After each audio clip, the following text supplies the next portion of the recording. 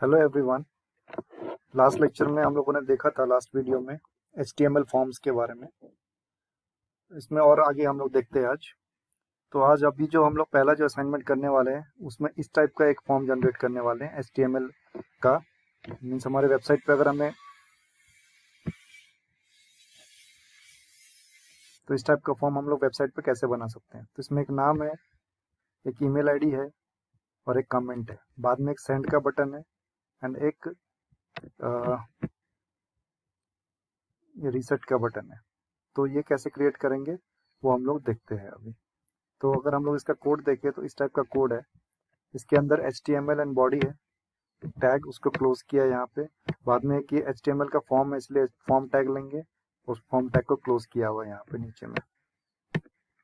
बाद में जनरली अभी तक हम लोग क्या करते थे, एक्शन को हम लोग डबल इन्वर्टेड कॉमा करके छोड़ देते थे। बट इसमें हम लोग क्या करने वाले हैं, उसमें हम लोगों ने ऐसा कुछ लिखा है, mail@amit.mishra01021988@gmail.com। मतलब क्या हुआ कि जो भी हम लोग एक्शन करेंगे वो मेल पे जाना चाहिए।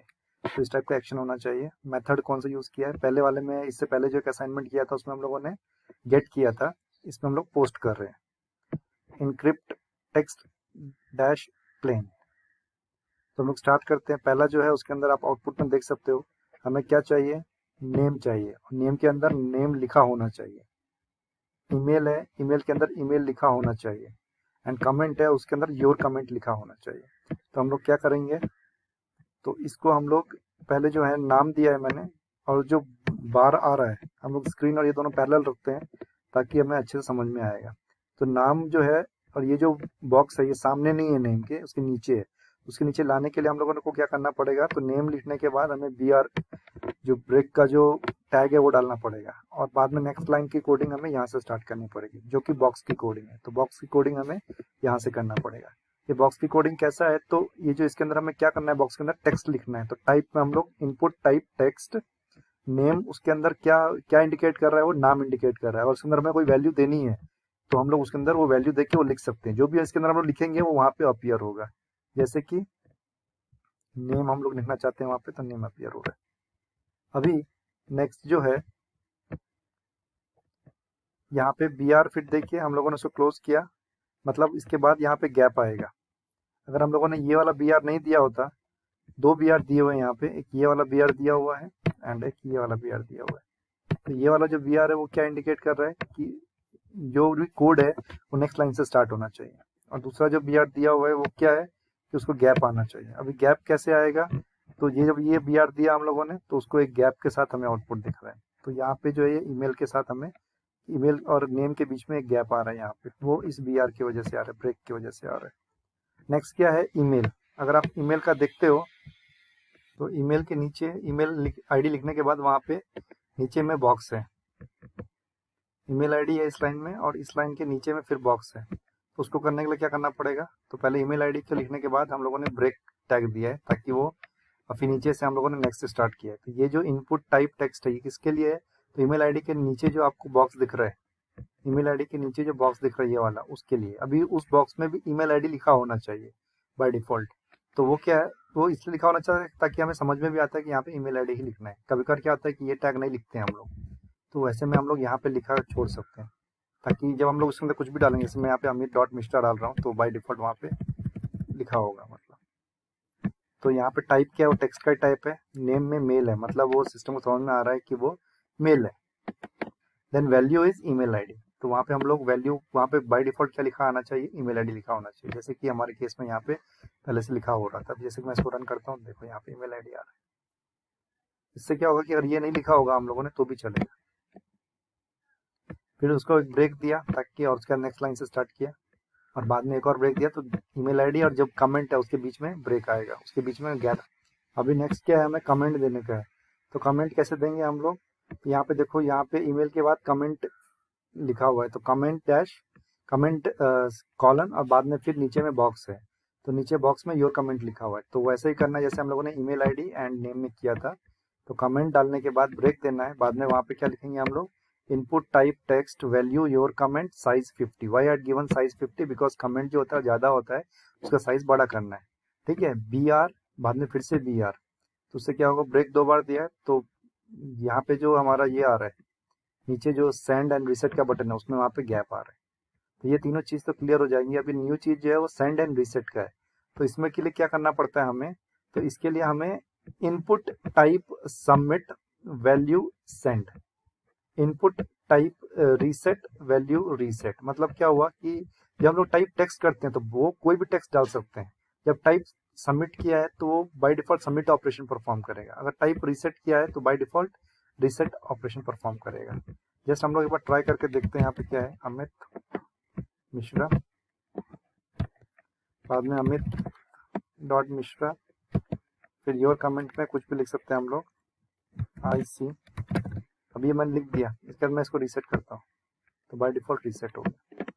ठीक है, उसी वजह से अगर मुझे इसको सेंड करना है, यहाँ पे वैल्यू क्या है, वो सेंड वैल्यू है, मतलब वो सेंड लिखा होना चाहिए यहाँ पे, इसीलिए। और जब रीसेट के बटन पे रीसेट लिखा होना चाहिए तो वहाँ पे वैल्यू मैंने रीसेट डाली हुई है। टाइप उसका रीसेट ही आएगा और सबमिट का टाइप सबमिट ही आएगा, सेंड का टाइप सबमिट आएगा। तो ये सिंपल है। बाद में फॉर्म क्लोज किया, टैग को बॉडी क्लोज किया, HTML क्लोज किया। तो इसको हम लोग अगर यहाँ पे रिफ्रेश करते हैं तो इस टाइप से हमें आ जाएगा। अभी सपोज मैं यहाँ पे विड्थ एंड हाइट डाल के देखते हैं क्या आता है।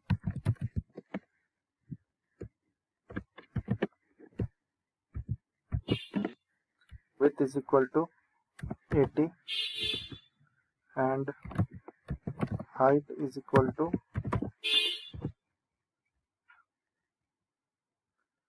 50। अगर मैंने ऐसा किया, इसको सेव किया, इसको चेंज किया, लेट्स सी कुछ हो रहा है क्या, तो ये बाय डिफॉल्ट ऐसा नहीं लेता है।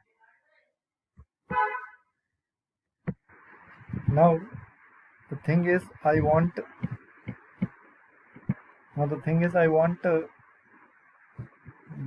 comment box to be little bit larger, column wise and row wise.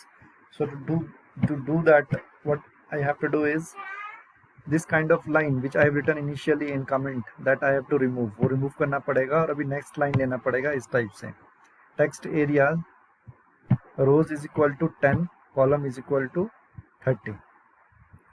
और ये टेक्स्ट एरिया एक टैग है, तो इसको हम लोगों ने यहाँ पे स्टार्ट किया है, ये यहाँ पे हो रहा है ख़त्म, तो इसको क्लोज भी करना पड़ेगा। तो टेक्स्ट एरिया को आप देख सकते हो मैं क्लोज कर रहा हूँ। ऐसा करने से क्या होता है, तो वो ब्लैंक आएगा। अगर वैसा नहीं किया, क्लोज नहीं किया हम लोगों ने इसको, देन इसके आगे जो भी सेंटेंस लिखा हुआ है पूरा का पूरा उस कमेंट बॉक्स में दिखाई देगा हमें। बाद में क्या किया हुआ है, ब्रेक डाला हुआ है 2 बार, ताकि नेक्स्ट जो सबमिट बटन है और रीसेट बटन है वो हमें उसके नीचे गैप के साथ दिखाई दे। तो हम लोग इसको रन करके देख सकते हैं। जैसे कि मैंने यहाँ पे आप देखो इसको रन किया तो अभी कमेंट बॉक्स जो है हमारा बड़ा आ रहा है। तो ये एक टाइप का जैसा फॉर्म दिख रहा है आपको, ये अगर डिज़ाइन करना हो तो HTML को यूज़ करके हम लोग इस वे से जा सकते हैं। नेक्स्ट जो है हमारा कि सिंपल है, अगर मुझे एक सर्च बटन चाहिए HTML में, जैसा कि यहाँ पे देख सकते हो इस टाइप से, तो वो कैसे कर सकते हैं। तो इसके अंदर एक बॉक्स है और सर्च है, सर्च एक बटन है। So how I can do that, it's simple.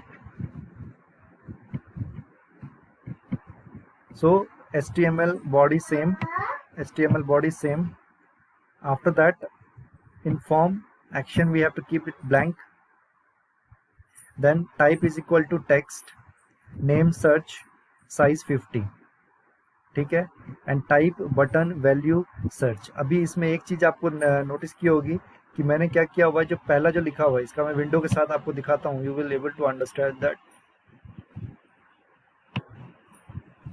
तो यहाँ पे पहले बॉक्स है, बाद में सर्च लिखा हुआ है बटन हम लोगों ने। तो हमें क्या करना है, पहले बॉक्स क्रिएट करने के लिए ये लाइन देनी है हमें, इनपुट टाइप टेक्स्ट, उस बॉक्स में हमें टेक्स्ट डालना है, नेम सर्च साइज 50, मतलब उसका जो साइज होगा वो 50 होगा, ठीक है। तो नेम सर्च आ गया, ये हमारे बॉक्स क्रिएट हो गया। मतलब यहाँ पे हम लोग कुछ सर्च कर रहे हैं, इसलिए हमने सिस्टम को बताया हुआ है name is equal to search डाल के। बाद में क्या करना है, मुझे ये बटन क्रिएट करनी है सर्च इस बॉक्स के बाद। तो इस बॉक्स के बाद क्रिएट करनी है, नीचे नहीं क्रिएट करनी है, इसलिए आप देख सकते हैं यहाँ पे मैंने ब्रेक का टैग नहीं दिया हुआ है।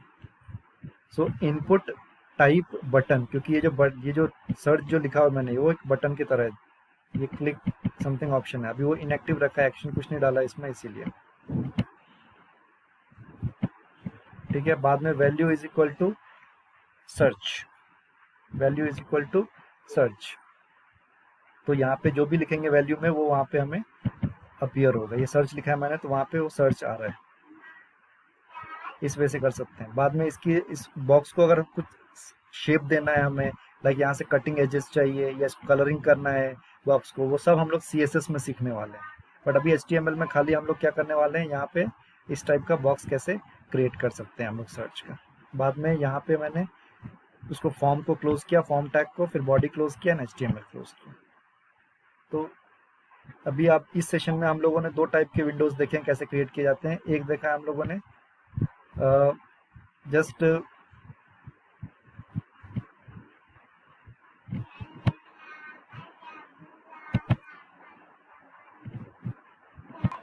एक देखा हम लोगों ने आज के सेशन में ये वाला विंडो कैसे क्रिएट करते हैं, जिसमें कि नाम, ईमेल आईडी, कमेंट या कुछ ऐसा लिखा हो, उसको रिसेट करना हो तो रिसेट कर सकते हैं, सेंड करना हो तो सेंड कर सकते हैं।